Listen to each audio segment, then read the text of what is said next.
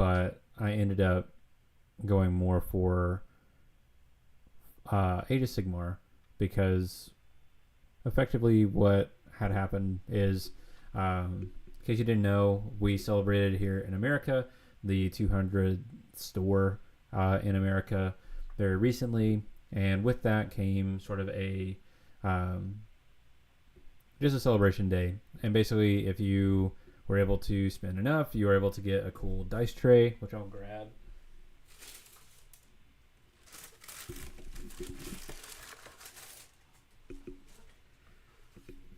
And because my local Warhammer store actually is my local gaming store for me, I was, more than happy to kind of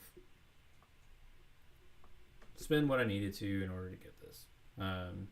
And it was a very fun day. We also got like a cool pin for going. It was a pin of the character that they released at that time. This might be loud, so sorry. There we go. Really strong magnets, which is really nice and something like that. But yeah, so I went, got a little overstimulated with all the people that were there. But we had a good time, just kind of hung out with some friends and that sort of thing. And when I got there, I was kind of on the fence because leading up to it, I basically had told myself, like, hey, when you get there, you're going to get the Orruk stuff for Age of Sigmar, and like that's going to be the army that you build.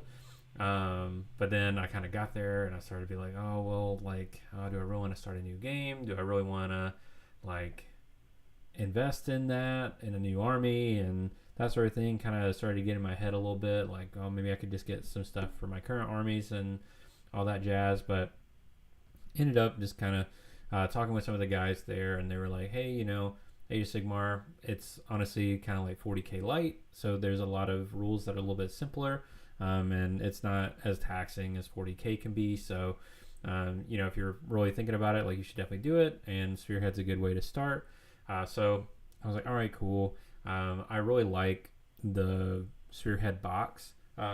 Just the models within it are really cool. So I was actually just, if anything, just to have some cool models to build and paint. So I did pick up the Spearhead box, which does come with a Mega Boss, which is one of the coolest leaders, I think, in Age of Sigmar, possibly even in just 40k in general. I just love his stance, like with the two skulls, and just a really cool thing. It's got some weird brutes, and then as well as the Ard Boys, which is probably like the coolest minis for orcs. I don't know. I think one of the coolest like things that a design can have is tusks. I don't know why. I just really like the way that looks. And then to kind of finish out some of the extra funds that I needed to get the tray, I also got the Gordrak Fist of Gork. I don't know if I'll build him as Gordrak or just the Mega Boss on Maw Crusher or not. Haven't fully decided yet. I'm not the biggest fan of like epic hero, like named characters in my armies. But who knows? I might do it for orcs. But basically, I was like, okay, cool. Like, I'll build and buy these, and that'll be my sort of thing. So got home Saturday and was like, all right, well, I guess I need to finish my Storm Surge, which was very exciting. I had we had the competition on Sunday, and it was me and 3 other competitors. It's a pretty small store, so like we're not gonna have a ton of people and that sort of thing. And I ended up walking away with first place, which was awesome. We had a really good time, and some fantastic other painters. My buddy Curtis brought his Lord of Skulls, which he had been working on, and I think Curtis is my World Eater's rival at my shop, basically. And one thing about him that I kind of like is that he'll only paint if he wants to. Like, he doesn't force himself to paint. He doesn't do that. A lot of his army is primer black or gray, but it's just because like he will not force himself to paint.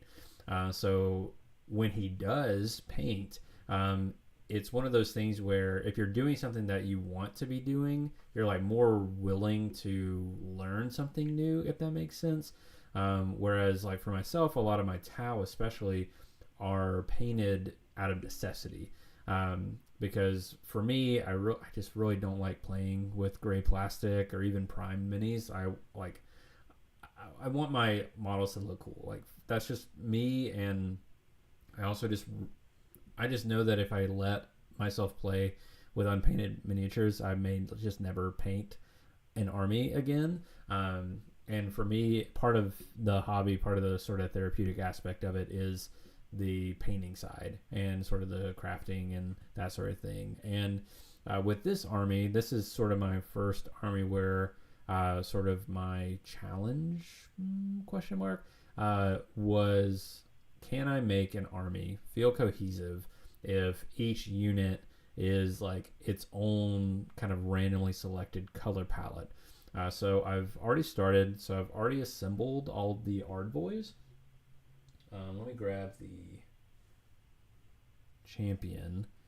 So this was my first, well, technically this was my second painted one, but this is the first color scheme that I rolled. So the primary color is the purple, and then the secondary color is the pink, and then their cloth is this kind of it's technically a skin tone, amber skin, I believe, by the army painter. And basically the skin tones of the orcs are also all, actually this is not a good model to use because I haven't painted that skin tone yet, but each of their skin tones are different. So I have about 10 different colors of green. It is my favorite color after all. So I basically just roll 2 of those at random. One's going to be the base and one's the highlight. And what I wanted to go for with these guys is I kind of want more of a like painterly look. I feel like I got it pretty good on this guy's shield. Let's see if I can go get that to focus in. So the brush strokes, I actually want to be present. I don't really want to hide them very much.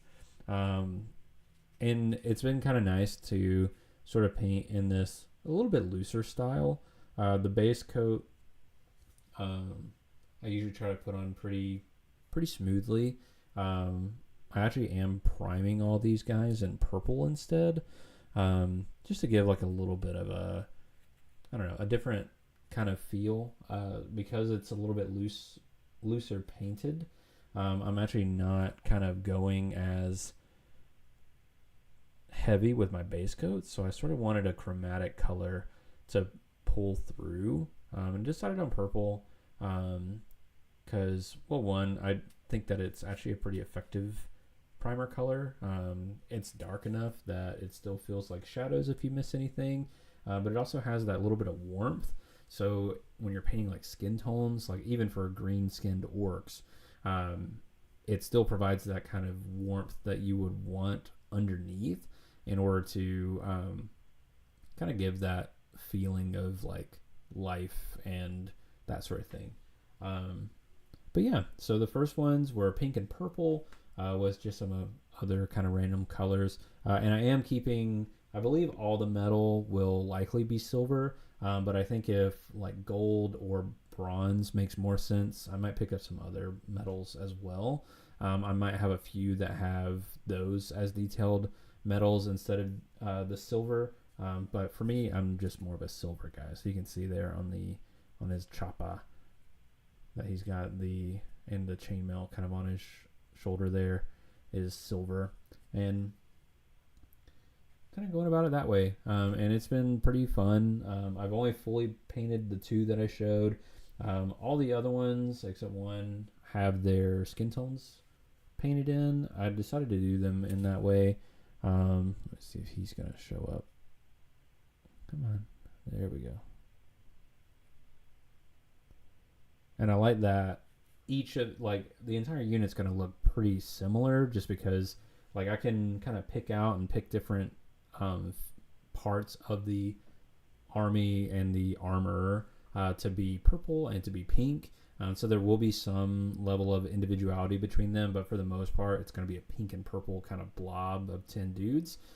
So trying to find ways to kind of make them each stand out on their own, doing the different randomized skin tones and that sort of thing has been a lot of fun, and it kind of makes me think of different combinations of these like greens.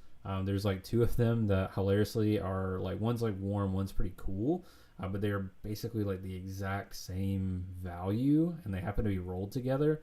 And to be honest, I think I should have done the warm as the base and the cool as the highlight, but I'm honestly not gonna go back and fix it. I just don't really think it's not enough of the mini itself to really be worth like going back and fixing it, or switching it to make it maybe look a little better. So I'm just gonna kind of focus on painting the rest of them and just kind of going about it that way. But let me grab something else.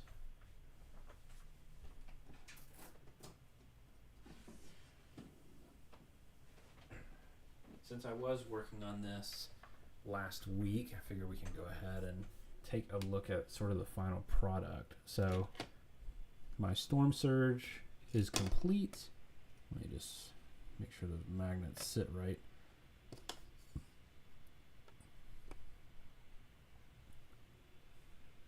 And there he is.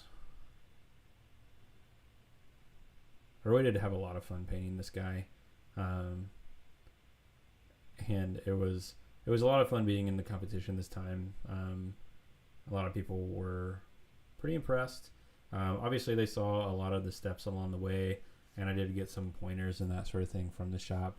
Of course, as you should always kind of be looking at, getting some advice and that sort of thing.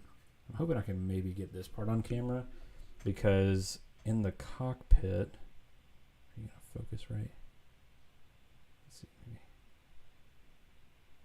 You can barely see it, but in the cockpit I actually have painted like all the buttons. Oh yeah, that's not any better. Oh, you can kind of see there.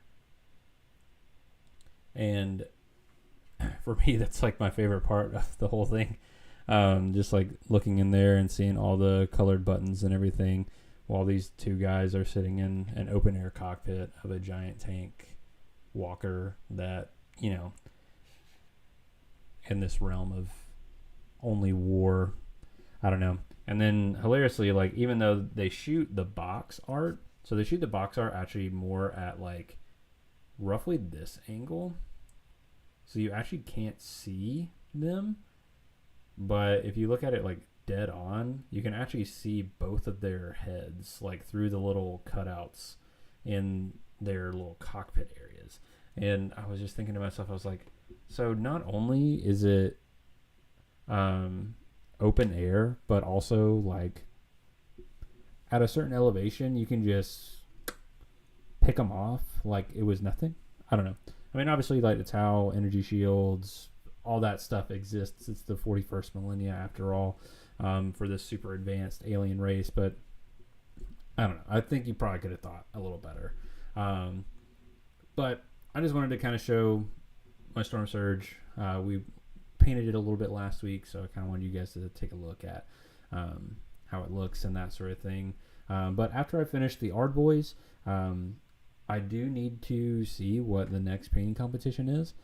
If it is something I can do with the orcs, I will likely do that. I was talking with the manager, and he was saying that he thinks that character or heroes are going to be next. So I think that we will be potentially doing this as my next competition piece.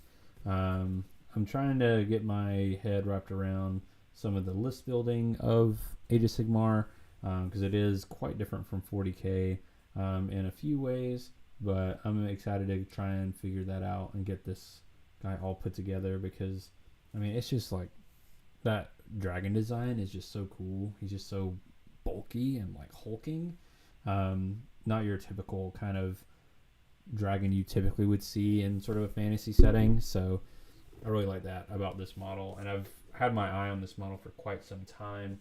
Um, Even back when I originally started playing Age of Sigmar many moons ago, when I was playing Sylvaneth, it just was a really cool model at that time. And I was my brother was playing Orruks, and I was just like, man, that'd be a really fun model to build and paint and be able to play on the tabletop. So I never got around to getting that one and doing that. So I guess I'm able to kind of take the baton and run with it for this army project. And I'm really excited for that. I think it'll be fun to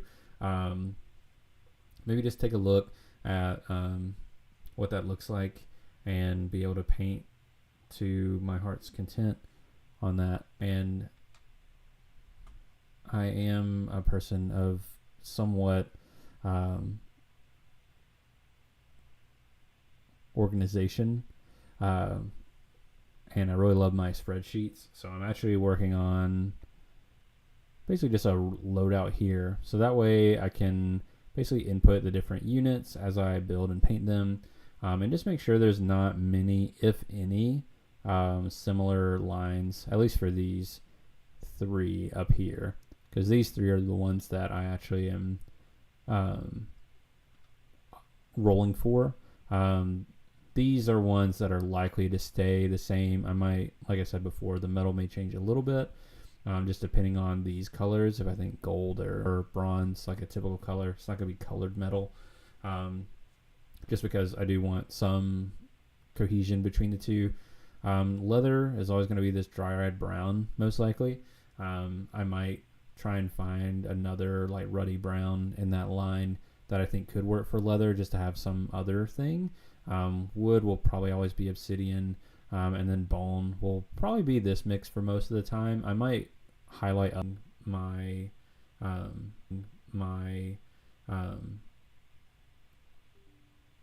of finding my way through getting through this army. Obviously right now it's just going to be the spearhead box and that, as well as a few minis that my brother left me behind. So I'll be working on those as well, getting those painted up. Except for the ones that he painted, I'm going to keep those. I think that's just the right thing to do. And even though they are brutes and other mega bosses and ones that I really enjoy modeling wise, I think that I just want them to stay as they were left. And some of the ones he didn't paint or just primed, I'll be kind of taking those on and bringing them to the life that I think they should have. And I'm really excited to do that. Yeah, I think today is just going to be a little bit of a shorter stream. I apologize if there were some weird cuts and that sort of thing. It's a little bit stormy here, and I think that might be affecting some of my connection. So I do apologize if there were any weird kind of situations there, that sort of thing. But if you have any suggestions for the Orruks and Age of Sigmar, let me know in the comments down below. And what's been your, like, I don't know if ambitious is the right word, but sort of your contest, or for yourself maybe, in the painting realm of things. Like what's your goal? Like, have you taken on a challenge when painting an army, either random colors or even just a miniature? Let me know in the comments. I would love to hear kind of your painting endeavors and that sort of thing, and we can talk through those down below. But that'll be it for today's discussion. I think we might be looking at adopting maybe a little bit different of a flow going forward. I've been watching Trent Holbrook's his daily vlogs, and even Black Magic Craft is even kind of taking it on. I don't just kind of relearning all the editing software and that sort of thing, and kind of relearning and redoing a lot of that. But I think I'll be able to present to you guys a little bit more what I want to be doing here on YouTube. So I hope to be able to do that for next week, but we will see. If I just do a live stream next week, it might just be kind of setting up some of that, figuring out some of the details and that sort of deal. So look forward to that. And anyway, guys, I hope to see you in the next one.